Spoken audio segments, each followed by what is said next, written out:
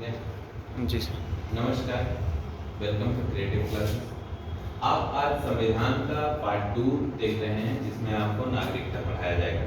कल संविधान का पार्ट 1 पढ़ाया गया था जिसमें अनुच्छेद 1 से 4 तक, आज उसके आगे की कड़ी अनुच्छेद 5 से 11 तक। बेसिकली ये नागरिकता भारतीय संविधान के भाग 2 में दिया गया है, लेकिन इसका सबसे मूल तत्व क्या है और नागरिकता आखिर आप कहते किसको, क्या होता है ये नागरिकता, इसका अर्थ क्या है और भारत में किस तरीके के नागरिक होते हैं और नागरिकों को कौन कौन सी सुविधाएं दी गई हैं, ये बहुत ही इंपॉर्टेंट है और संविधान के अनुसार इसको समझना भी बहुत इंपॉर्टेंट है और ये कुछ अनुच्छेद आपको समझना बहुत आवश्यक है। बहुत ही छोटे से वीडियो में आपको समझाने का प्रयास किया जाएगा और इसका जो मूल तत्व है या जो सोर्स है, आप ये ना समझें कि सोर्सेज कहीं और से ली गई हैं। सोर्सेज जो सबसे प्रोमिनेंट बुक हैं जो अभी चल रही है दुर्गादास बसु की, डीडी बसु और एम लक्ष्मीकांत, ये आप पढ़ सकते हैं। ये आप रेफरेंस के लिए पढ़ सकते हैं। एक और बुक आती है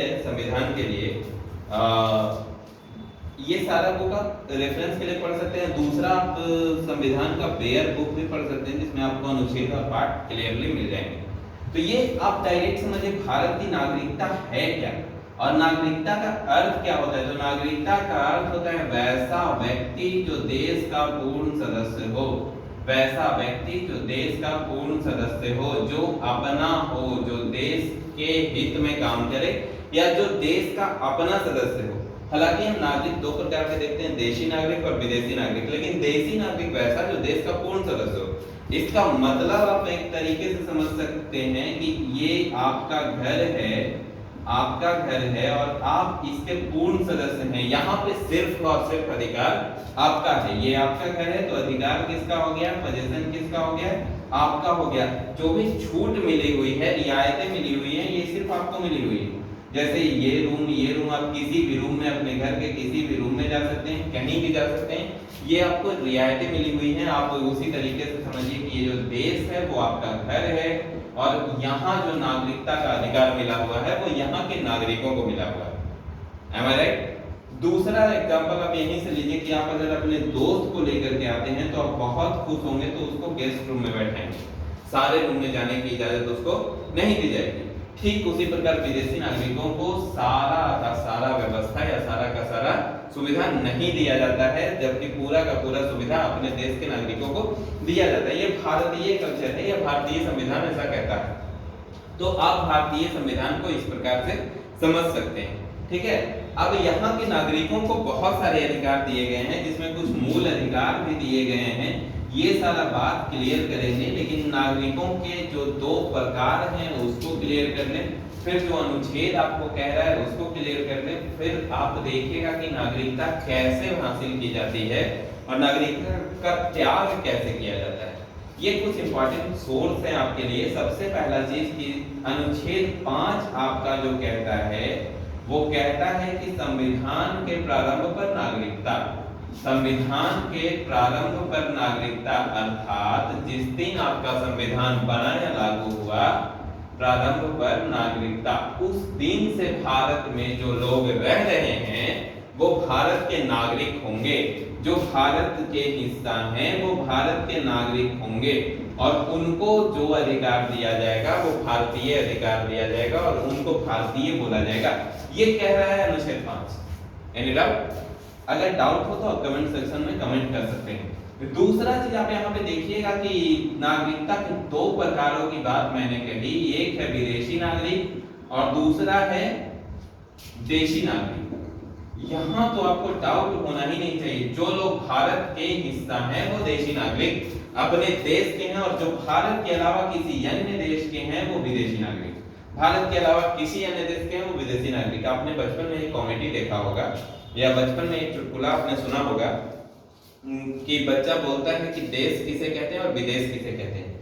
तो बोला जाता है कि अपना भारत सिर्फ देश है और बाकी सब विदेश है ना, यानी कि बाकी सारा विदेश है, भारत के अलावा बाकी सारे नागरिक विदेशी नागरिक और यहाँ के नागरिक देशी नागरिक। यहाँ तक आप क्लियर हो जाइए। दूसरा है कि आप भारत में नागरिकता प्राप्त कैसे कर सकते हैं, प्राप्त करने के क्या क्या उपबंध हैं। ठीक है।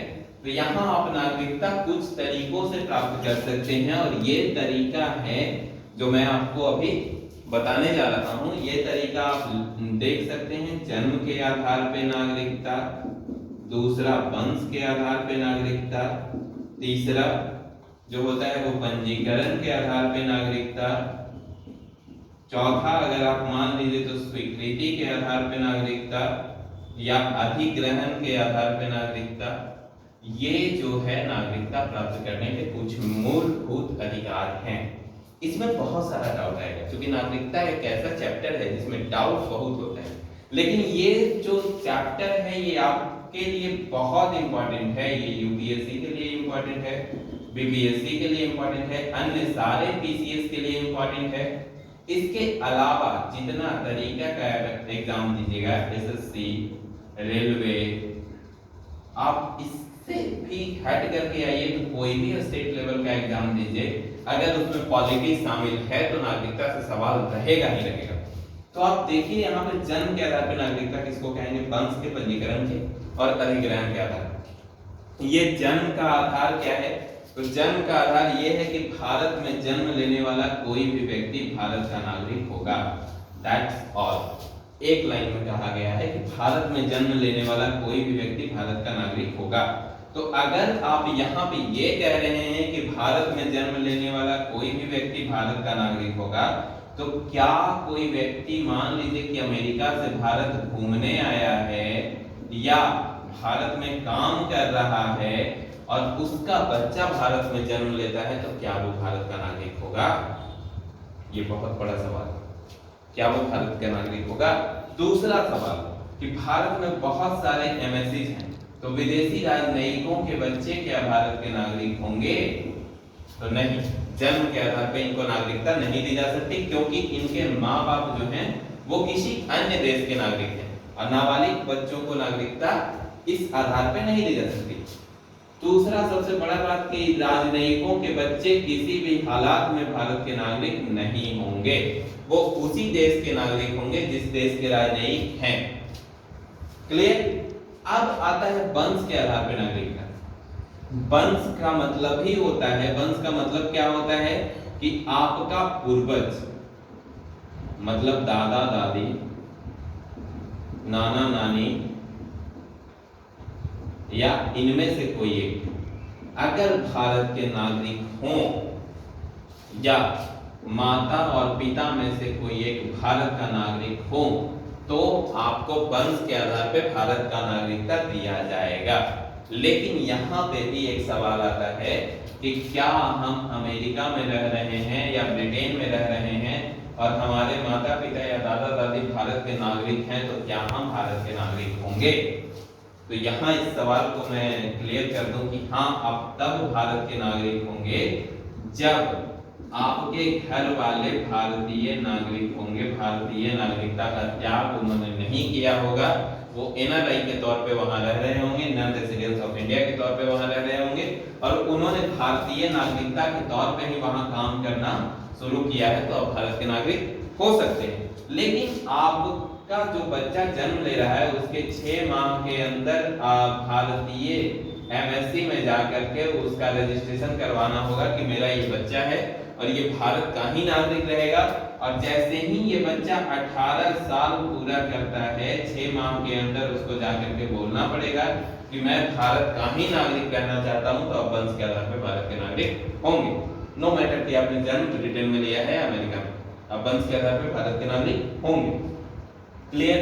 अगला है पंजीकरण के आधार पर। इसका मतलब है कि कोई व्यक्ति जो 14 साल से ज्यादा से भारत में रह रहा हो और अब मन बना लिया है कि मैं भारत में ही रहूंगा, भारत में ही काम करूंगा, भारत मेरे लिए बहुत अच्छा लग रहा है, तो वो जाकर के रजिस्ट्रेशन करवा सकता है अपना भारतीय एमएससी में और बोल सकता है कि मैं भारत सरकार से सहमत हूं और मैं यहाँ का नागरिकता लूंगा। और उसको जो है वो शपथ लेना पड़ेगा कि आप भारत के संविधान में सच्ची निष्ठा रखेंगे, यहाँ के संविधान का उल्लंघन नहीं करेंगे, तो आपको भारत का नागरिकता दिया जा सकता है। अगला जो सबसे बड़ा पॉइंट है वो अधिग्रहण के आधार पर नागरिकता। ये क्या है? अधिग्रहण के आधार पर नागरिकता। अधिग्रहण का अर्थ क्या होता है, ये बात अगर आप समझ लीजिए तो तो अधिग्रहण के आधार पर नागरिकता आपको समझने में दिक्कत नहीं होगी। जैसे आप समझिए कि आपने किसी क्षेत्र को अपना बनाया है, कोई भी एक क्षेत्र आपका अपना हो गया है, तो आपको अधिग्रहण के आधार पर नागरिकता दी जा सकती है। जैसे आप थोड़ा सा एग्जांपल देखें कि हाल फिलहाल में प्रधानमंत्री नरेंद्र मोदी और बांग्लादेश के शेख हसीना, प्रधानमंत्री जो बांग्लादेश की हैं शेख हसीना, उनके साथ एक सहयोग हुआ जिसके तहत भारत को 51 गांव दिया गया और भारत ने बांग्लादेश को 151 गांव दिए। तो ये जो 51 गांव के लोग शामिल हुए भारत में, ये लोग कहाँ के नागरिक होंगे? ये जो भूमि अधिग्रहण किया गया है 51 गांव का, इनको कहाँ का नागरिकता दिया जाएगा? तो ये अधिग्रहण के आधार पर भारत के ही नागरिक होंगे और इनको भारत का नागरिकता दिया जाएगा। तो नागरिकता का ये जो कॉन्सेप्ट है, ये आपको बेसिक कॉन्सेप्ट मैंने दिया। नागरिकता का एक और पार्ट बनेगा वीडियो में, जिसको मैं कंटिन्यू करूंगा।